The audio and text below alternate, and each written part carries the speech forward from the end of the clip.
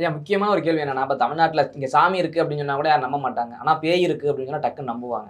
இந்த மாரி பேயி, பிசாசு இதெல்லாம் பிடிச்சு வரவங்க நீங்க எப்படி ஃபர்ஸ்ட் பார்ப்பீங்க? பார்த்துட்டு உங்களுக்கான பிரச்சனை இது இந்த பேயி, இது இந்த பிசாசுன்னு கண்டுபிடிப்பீங்கல்ல? ஒரு பேர் சொல்றீங்க. ரத்த காட்டேரின்றீங்க, குட்டிச்சாத்தான்றீங்க. இதெல்லாம் எப்படி கேதர் பண்ணி எப்படி அத கண்டுபிடிக்கிறீங்க ஃபர்ஸ்ட்?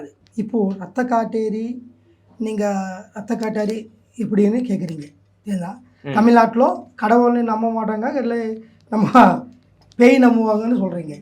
ஆனால் கடவுள் தான், அந்த தேவி தான், தேவி பவாரு முருகன் இந்த பெருமாளும் இவர் தான் எல்லாம் மெயினும்.